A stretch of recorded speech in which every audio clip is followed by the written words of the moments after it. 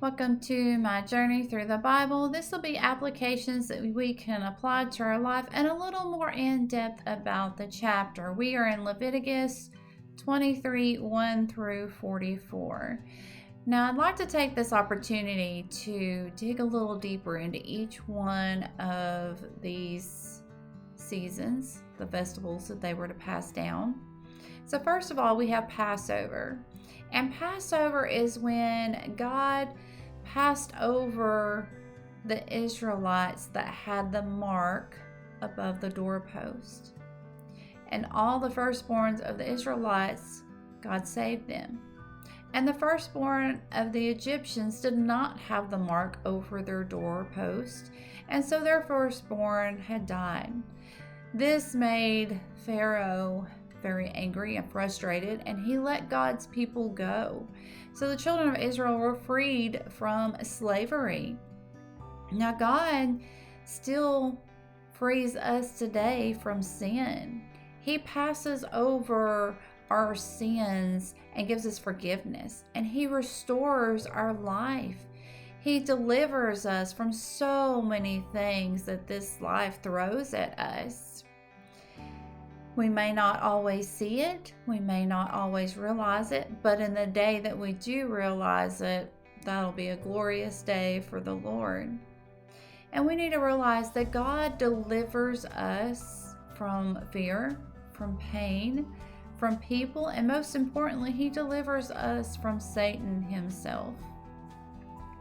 Now, the days of unleavened bread, this was for 7 days that this was a picture of Israel leaving Egypt. And because they had to leave so quickly, they did not have time to put yeast into their bread. This is what made it unleavened, because it did not have the yeast to let it rise.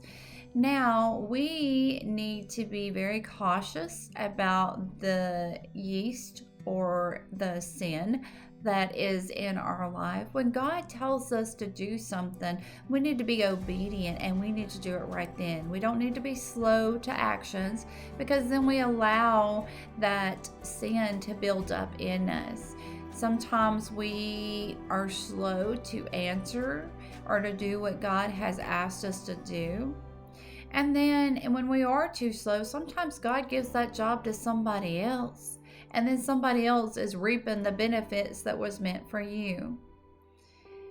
Now, the first fruits of the land was to be given to God as an offering. God had blessed their harvest and had given them food.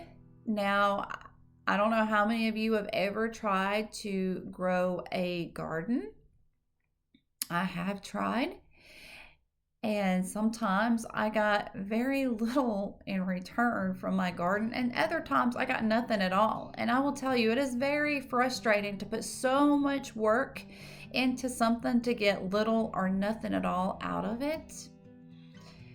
So we need to realize that that's probably how God feels sometimes about us, that He's investing this time and giving us opportunity, and when we throw it away, God has reaped very little or nothing at all from us. And then we have Pentecost, which is the feast of the harvest. It is the beginning of the harvest year. And this is to show that we are thankful for the many blessings that God has given us.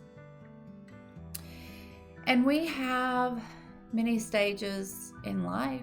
We go from single to married. We go from a couple to a family. We go from a parenting to an empty nest. We go from children to grandchildren. We go from a job to retirement. And we should rejoice and be thankful in each one of these stages of our life. God is there with us, and He is giving us blessings and memories. And He's showing us that there are always brighter days that are up ahead of us. So we can put our faith and our trust in God, and we can always be thankful for all the many blessings that God has given us. And if we don't learn to be thankful from that, then God may take them away and teach us some hard lessons. Now the trumpets, this was the beginning of the month and the beginning of a new year. And this is where we need to look over the past year and be thankful for our families, our jobs, our homes, and the things that we have, and all the things that God has given us in our life. And then we have to realize that we don't have to be a quiet Christian with limits. We can be crazy and a little wild as a Christian. You can go camping, go mountain climbing, ride a bull, go jump out of an airplane. There's so many things that God gives us when we live in His laws and in obedience to Him. We have the freedom to live. And then this way we can also take chances and go meet other people and teach them about Jesus. Then we have the Day of Atonement. The Day of Atonement is when we come before God and we have to ask for forgiveness of our sins. Now, in Bible times, once a year, they would bring an animal without blemish as a sacrifice, and they would be atoned for their sins. Again, this is where Jesus Christ is brought back into our life.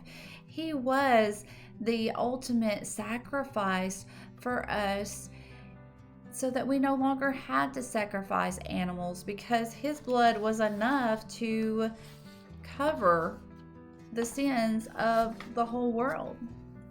Now, we still have offerings that we give, that we atone for our sins, hopefully not just yearly, but daily we come to God and we ask for His forgiveness and for His guidance. And this is also a representation of letting go of our old life and being restored to a new life with God leading us and guiding us.